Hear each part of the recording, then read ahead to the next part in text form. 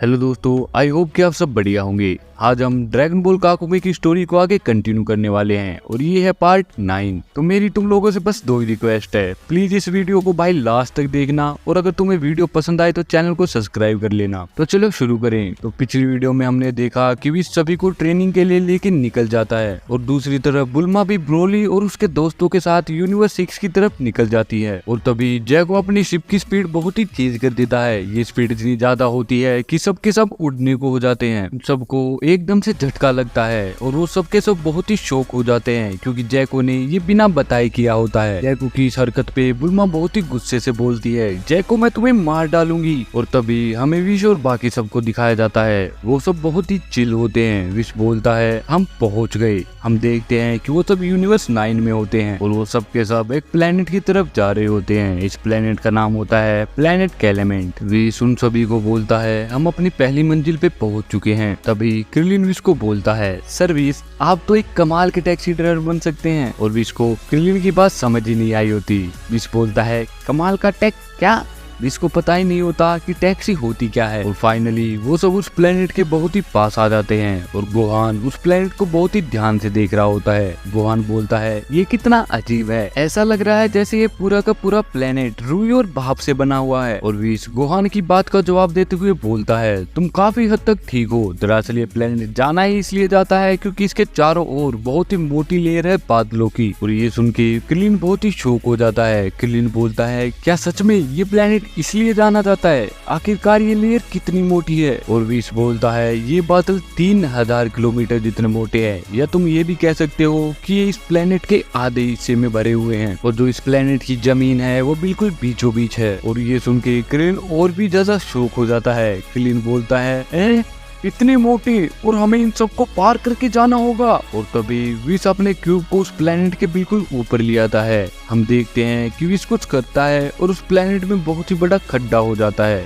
जो कि विश ने किया होता है। और ये देख के गोहान बोलता है लगता है कि अब हमें वहां जाने में कोई दिक्कत नहीं आएगी। सही कहा ना क्रिलिन? और क्रिलिन बोलता है हाँ तुमने बिल्कुल सही कहा। और फिर हमें प्लेनेट के अंदर का सीन दिखाया जाता है। हमें प्लेनेट और उसके लोग दिखाए जाते हैं। हम देखते हैं कि अंदर तो बिल्कुल ही अंधेरा है। इस प्लेनेट पे कहीं से भी रोशनी नहीं आ रही होती सिवाय उस गड्ढे के जो विश ने बनाया है। और तभी धीरे धीरे सभी लोगों का ध्यान उस गड्ढे की तरफ जाने लग जाता है और वो सब के सब बहुत ही कंफ्यूज हो जाते हैं। फिर हमें दोबारा से क्रिलिन को दिखाया जाता है। क्रिलिन इस गड्ढे को देख के दोबारा से शॉक हो जाता है। क्रिलिन बोलता है जाने का समय हो गया है। गोहान, यामचा, टियन चलो चले। गोहान बोलता है नहीं, यहाँ आप सभी को जाना है, मेरी मंजिल अभी आगे है। यामचा बोलता है फाइनली तुमने वहाँ जाने का डिसीजन ले ही लिया जहाँ तुम जाने के बारे में बात कर रहे थे। गोहान बोलता है हाँ तुम सही समझे, मुझे लगता है वहाँ पे जाना मेरे लिए सबसे सही रहेगा। और तभी टियन गोहान को बोलता है बहुत बढ़िया, गुड लक। गोहान विश को बोलता है विश आप तो समझ ही गए होगे मैं कहाँ जाने की बात कर रहा हूँ। विश बोलता है हाँ मैं समझ गया गोहान। तभी हम देखते हैं कि क्रिलिन, टियन, यामचा क्यूब से निकल के उस गड्ढे में कूद जाते हैं। वो सब प्लेनेट के अंदर जा रहे होते हैं। वो सब अपनी पूरी स्पीड से उड़ के नीचे जा रहे होते हैं और विश भी बाकी सभी को लेके वहां से निकल जाता है। और कुछ ही समय में क्रिलिन, यामचा, टियन उस प्लेनेट पे लैंड भी कर लेते हैं। फिर हम देखते हैं कि ट्रंक्स और गोटन एक दूसरे से कुछ बात कर रहे होते हैं। ट्रंक्स बोलता है गोहान आखिरकार यहाँ क्यों उतर गया?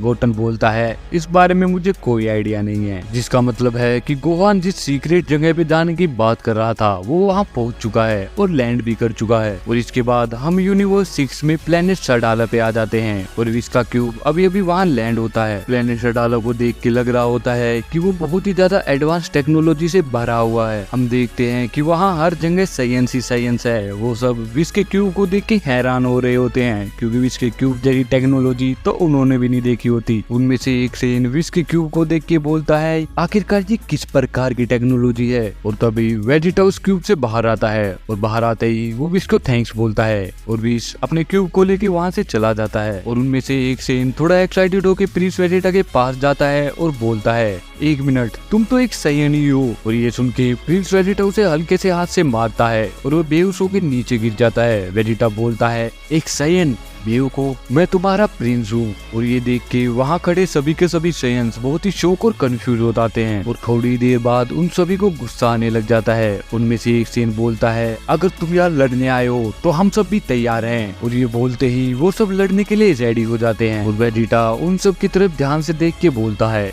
एक हाथ वाला सेन, एक आंख वाला सेन, और पूरी की पूरी आर्मी बस कमजोरी से भरी हुई है। तुम सबको देख के लग रहा है कि तुम सबका पावर लेवल मिला के भी 1000 से ऊपर नहीं होगा। मुझे नहीं लगा था यहाँ आने के बाद मुझे इस हद तक गिरना पड़ेगा। वेजिटा की बातें सुन के और देख के लग रहा होता है कि यहाँ आने के बाद वो अपने पुराने अंदाज में वापिस आ चुका है। और फिर सीन चेंज होता है और हमें वापिस से ट्रंक्स और गोटेन को दिखाया जाता है। अब बस विश के साथ वही दोनों बचे हैं। वो दोनों ही बीरस के प्लेनेट को पहली बार देख होते हैं और वो इसे देख के बहुत ही एक्साइटेड होते हैं। ट्रंक्स बोलता है, गोटन वो देखो बीरस का प्लेनेट। गोटन बोलता है, ये तो जितना मैंने सोचा था उससे भी छोटा है। ट्रंक्स बोलता है, छोटे होने से क्या ही फर्क पड़ता है, ये सोचो कि एक पूरा का पूरा प्लेनेट तुम्हारे नाम पे है, ये कितना कूल है। तभी हम देखते हैं कि विश का क्यूब बीरस के प्लेनेट पे बस पहुंच ही गया है। और बीरस विश के क्यूब को देख के खड़ा हो जाता है। और बीरस विश के क्यूब को देख के थोड़ा सा नाराज हो रहा होता है। बीरस बोलता है, वो विश ये क्या बेवकूफी है। और बीरस ये गोटेन और ट्रंक्स को देख के बोल रहा होता है। और फाइनली वो सब बीरस के प्लेनेट पे पहुंच जाते हैं और क्यूब से बाहर आ जाते हैं। और विश क्यूब से बाहर आते ही हंसने लग जाता है और बोलता है, आप कैसी बातें कर रहे हैं लॉर्ड बीरस, कोई आपके प्लेनेट पे आए तो आपको उसका स्वागत करना चाहिए। बीरस बोलता है, नहीं नहीं नहीं, मुझे इस चीज से कोई फर्क नहीं पड़ता, ये जगह सेयन्स की छुट्टी मनाने की नहीं है, इन सबको अभी के अभी इनके घर वापिस छोड़ के आओ। और वैसे भी मुझे यहाँ बच्चे पसंद नहीं है। और बीरस की बात सुन के गोटन थोड़ा सा शॉक हो जाता है और गुस्से में आ जाता है। गोटन बोलता है, क्या कहा तुमने, तुम्हें लगता है कि हम यहाँ छुट्टियां मनाने आए हैं, सच में तुम्हें ऐसा लगता है, मेरे डैड शायद अभी तक मर चुके होंगे। और बीरस गोटन की बात सुन के थोड़ा सा गुस्से में आ जाता है। बीरस बोलता है, बच्चे अपनी जुबान संभाल के बात करो, हमारे सामने एक बहुत ही बड़ी वॉर शुरू होने वाली है और ऐसी सिचुएशन में तुम्हारे फादर के बारे में चिंता करने का हमारे पास बिल्कुल भी समय नहीं है। और वैसे भी गोकू बहुत ही गुस्से वाला था, तो उसकी आज नहीं तो कल मौत तो होनी थी। और लॉर्ड बीरस की बात सुन के गोटन बहुत ही ज्यादा गुस्से में आ जाता है और वो गोकू के बारे में सोचने लग जाता है। गोकू के बारे में सोचते हुए उसकी आंखों से आंसू आने लग जाते हैं। और बीरस के ऊपर गोटन का गुस्सा इतना ज्यादा बढ़ जाता है कि वो सीधा सुपर सेन में बदल जाता है और लॉर्ड बीरस के ऊपर अटैक कर देता है। और बीरस गोटन को उस पे ऐसे अटैक करते देख के थोड़ा शॉक हो जाता है, क्योंकि सब जानते हैं कि बीरस गोटन से बहुत ही ज्यादा स्ट्रॉन्ग है। और ये जानते हुए भी वो बीरस पे अटैक कर रहा है, तो या तो वो बहुत ही बेवकूफ है या फिर बहुत ही दिलेर। और गोटन बीरस के ऊपर अटैक करने ही वाला होता है कि ट्रंक्स उन दोनों के बीच में आ जाता है। ट्रंक्स समझ जाता है कि गोटन ये सब बहुत ही गुस्से में आके कर रहा है और अगर गोटन ने बीरस पे अटैक किया तो अपनी जान भी गवा सकता है। ट्रंक्स बोलता है, गोटन क्या तुम पागल हो गए हो? पर गोटन कुछ भी सुनने के लिए तैयार नहीं होता, वो बस बीरस को मारना चाहता है। गोटन बोलता है, ट्रंक्स मेरे सामने से हट जाओ। और ये सब देख के बीरस को भी गुस्सा आने लग जाता है और ट्रंक्स अपनी डायरेक्शन चेंज करके दोबारा से बीरस पे अटैक करता है और ट्रंक्स फिर से उन दोनों के बीच में आ जाता है। और इस बार ट्रंक्स भी अपनी सुपर सेंट फॉर्म में चला जाता है। वो बोलता है, गोटन रुक जाओ। गोटन ट्रंक्स को बोलता है, ट्रंक्स प्लीज मेरे सामने से हट जाओ। और ये सब देख के बीरस को बहुत ही ज्यादा गुस्सा आ जाता है। बीरस का सारा सबर खत्म हो जाता है और तभी अचानक से बीरस गोटन पे अटैक करने के लिए बहुत ही तेजी से मूव करता है और गोटन के बिल्कुल सामने आ जाता है। और बीरस गोटन के चेहरे को पकड़ लेता है और वो बोलता है, एक बच्चे की तरह रोना बंद करो। और ये बोलते ही वो गोटन को बहुत ही ताकत से दूर फेंक देता है। बीरस ने इतनी ज्यादा ताकत लगाई होती है कि गोटन जाके सीधा एक मून से टकराता है और उस मून के ऊपर बहुत ही बड़ा खड्डा हो जाता है। गोटन को देख के पता चल रहा होता है कि उसे बहुत ही ज्यादा चोट आई है, वो बहुत ही ज्यादा दर्द में है। पर उसके बाद भी गोटन बोलता है, अभी ये लड़ाई खत्म नहीं हुई है बीरस। गोटन अच्छे से बोल तक नहीं पा रहा होता, लेकिन उसके बाद भी उसने हार नहीं मानी होती। और ये सुनते ही बीरस दोबारा से गोटन के सामने आ जाता है और दोबारा से गोटन के चेहरे को पकड़ लेता है। बीरस डिस्ट्रक्शन बोलने ही वाला होता है कि वो बीच में रुक जाता है। शायद बीरस को याद आया होता है कि ये गोकू का बेटा है और हम सब जानते हैं कि बीरस गोकू की काफी रिस्पेक्ट करता है। बीरस नहीं चाहता कि ये बात और भी आगे बढ़े और अगर गोटन को कुछ हुआ तो गोकू पागल हो जाएगा। उसके बाद या तो बीरस ही बचेगा या फिर गोकू। और तभी बीरस गोटन के सिर पे अपनी उंगली से मारता है और उसकी वजह से गोटन बेहोश हो जाता है और अपनी बेस फॉर्म में वापस आ जाता है। वीरस विश को बहुत ही सीरियस होके बोलता है, विश इस बार मैं मान लेता हूँ कि यहाँ कुछ भी नहीं हुआ, पर अगली बार से मुझे अपने प्लान पे कोई भी गैस नहीं चाहिए। अब जाओ और इन्हें ले जाओ, इन्हें कहीं और ले जाके ट्रेन करो। और विश वीरस की बात मान जाता है। विश बोलता है ठीक है, और ट्रंक्स भी अपनी बेस फॉर्म में वापस आ जाता है, पर अभी भी उसे गोटन की चिंता हो रही होती है। इसके बाद हम वापस से यूनिवर्स 9 में आ जाते हैं। हम देखते हैं कि टीएन, यामचा, क्रिलिन जमीन पे लैंड हो चुके हैं और लोगों से हेल्प मांग रहे होते हैं ताकि वो ट्राई ऑफ डेंजर को ढूंढ सके, लेकिन कोई भी उनकी बात का जवाब नहीं देता। वो सब के सब इन्हें इग्नोर कर रहे होते हैं। क्रिलिन बोलता है, अजीब सी बात है, लग रहा है कि इन सबको हमारी लैंग्वेज समझ नहीं आ रही, पर टूर्नामेंट ऑफ पावर के समय तो बरगुमो, लेवेंडा और बेसिल सब कुछ समझ पा रहे थे। यामचा बोलता है, खैर अब इस बारे में हम क्या ही कर सकते हैं, और वो सब अपनी चारों ओर देखने लग जाते हैं। और तभी ड्राइव ऑफ डेंजर वहाँ आते हैं और उन्हें क्रिलिन और बाकी सब दिखते हैं। बेसिल बोलता है, बारगमो, लेवेंडो वहाँ देखो, तुम्हें नहीं लगता वो यूनिवर्स 7 के योद्धा है जिनसे हम टूर्नामेंट ऑफ पावर के टाइम लड़े थे? तुम्हें क्या लगता है जो आसमान में इतना बड़ा गड्ढा बना था जिसके बारे में उस बच्चे ने हमें बताया था,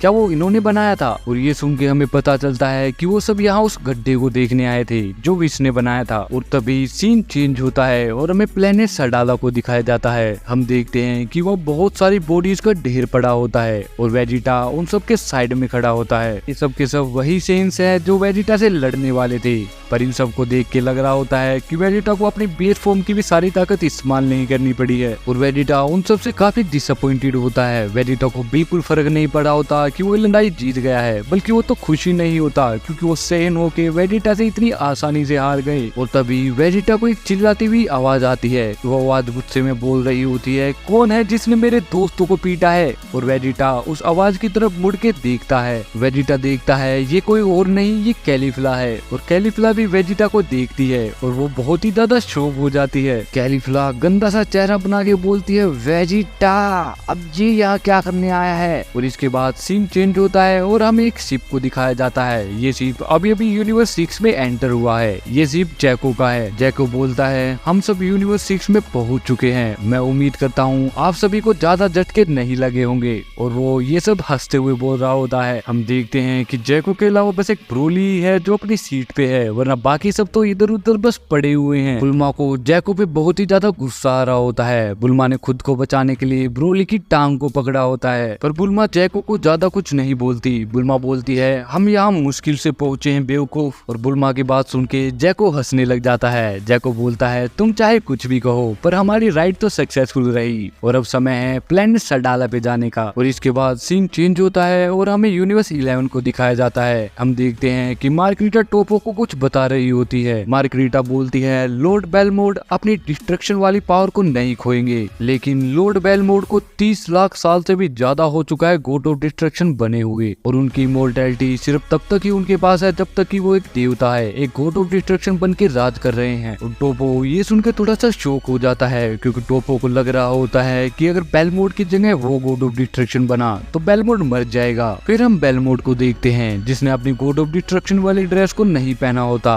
बेलमोड बोलता है, मार्गरीटा ने बिल्कुल सही कहा, पर क्या इसका ये मतलब है कि मैं मर जाऊंगा? ये कोई नहीं जानता, पर इससे कोई फर्क भी नहीं पड़ता। मैं पहले ही बहुत ही लंबे समय से जी रहा हूँ और मेरे स्पीसीज को देखते हुए तो बहुत ही ज्यादा। और तभी बेलमोड जिरन, टोपो, डिस्पो की तरफ देख के बोलता है, मैं ये तुम्हें कभी नहीं बता पाया, पर मेरी नजर में तुम तीनों ही एक महान योद्धा हो जिनकी मैं रिस्पेक्ट करता हूँ। और बेलमोड की बात सुन के टोपो बहुत ही सीरियस हो जाता है और बोलता है, ठीक है अब मैं तैयार हूँ। और टोपो की बात सुनते ही मार्गरीटा एक रिचुअल को शुरू कर देती है। ये रिचुअल होता है एक नए गॉड ऑफ डिस्ट्रक्शन को बनाने का, ताकि पुराने गॉड ऑफ डिस्ट्रक्शन की कुछ ताकत और खासकर इमोर्टैलिटी नए गॉड ऑफ डिस्ट्रक्शन को दी जा सके। और तभी ये रिचुअल शुरू होता है और उनके पास बहुत ही बड़ी बड़ी 2 मूर्तियां रखी होती है जो कि चमकने लग जाती है। और फिर हम बेलमोड और टोपो को देखते हैं। उन दोनों की बॉडी से बहुत ही ज्यादा एनर्जी निकल रही होती है और वो दोनों ही बहुत ही ज्यादा दर्द में होते हैं। और तभी मार्गरीटा, जिरन और डिस्पो को कुछ महसूस होता है। ये होती है एक नए इंसान की प्रेजेंस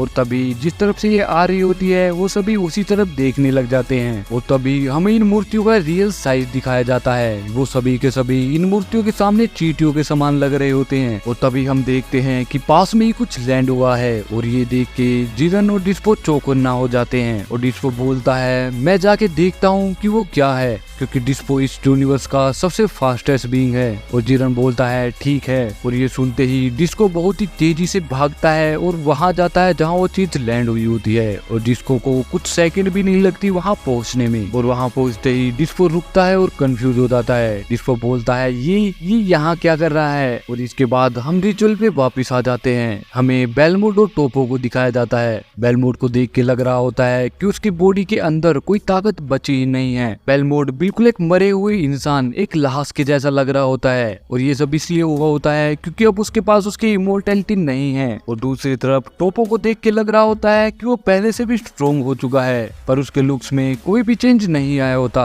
और तभी बेलमोड की गर्दन पीछे की तरफ गिर जाती है और बेलमोड को देख के लग रहा होता है कि वो मर चुका है पर टोपो अभी भी होश में नहीं आया होता। और फिर अचानक से टोपो अपनी आंखें खोलता है और टोपो से मार्केटा पूछती है तुम कैसा महसूस कर रहे हो। टोपो बोलता है मैं बढ़िया महसूस कर रहा हूँ। और तभी टोपो का ध्यान बेलमोड की तरफ जाता है। टोपो बेलमोड को देख के घबरा जाता है और टोपो चिल्ला के बोलता है लॉर्ड बेलमोड। और तभी बेलमोड अपने घुटनों के बिल नीचे गिर जाता है जैसे कोई खाली ढांचा है जिसके अंदर कुछ है ही नहीं। और ये देख के टोपो बहुत ही हैरान हो जाता है क्योंकि उसे कभी लगा ही नहीं होता कि ऐसा कुछ भी हो सकता है। टोपो बेलमोड के सामने आके अपने घुटने रख देता है और वो पछताने लग जाता है। टोपो को लग रहा होता है कि अगर वो गॉड ऑफ डिस्ट्रक्शन नहीं बनता तो बेलमोड अभी भी जिंदा होता। और तभी हम वहाँ किसी को आते हुए देखते हैं और ये कोई और नहीं, ये गोहान और डिस्पो होते हैं, जिसका मतलब है गोहान जिस सीक्रेट जगह पे आना चाहता था वो था यूनिवर्स 11। और तभी गोहान और डिस्पो बेलमोड की तरफ देख के हैरान हो जाते हैं और तभी टोपो गोहान की तरफ हैरानी और डिस्ट्रक्शन नजरों से देखता है और ये देख के गोहान थोड़ा सा घबरा जाता है। गोहान बोलता है मैं नहीं जानता यहाँ जो कुछ भी चल रहा है, मैं वो सब कुछ अच्छे से समझ पा रहा हूँ पर हमारे पास ज्यादा समय नहीं है और मुझे लगता है तुम सब मुझे बहुत कुछ सिखा सकते हो। तो तुम्हें क्या लगता है, क्या बेलमोड मर चुका है और क्या ये सब गोहान को ट्रेन करने में मदद करेंगे? कमेंट में बताओ। और इसी के साथ हमारा चैप्टर 3 यही खत्म होता है और नेक्स्ट वीडियो में हम चैप्टर 4 शुरू करेंगे। और चैप्टर 4 इस सीरीज के one of the best chapters में से एक है। तो आई होप कि आप सबको ये वीडियो पसंद आई होगी। अगर आपको ये वीडियो पसंद आई है तो चैनल को सब्सक्राइब करके अपने दोस्तों के पास ये वीडियो जरूर शेयर करना और मेरे साथ साथ इस मांगा के क्रिएटर्स को भी अपना सपोर्ट दिखाइए। डिस्क्रिप्शन में तुम्हें उनके अकाउंट्स की लिंक मिल जाएगी। तो आज के लिए बस इतना ही, मिलते हैं अगली वीडियो में। Thanks for watching. My videos never go viral. I think the algorithm hates me.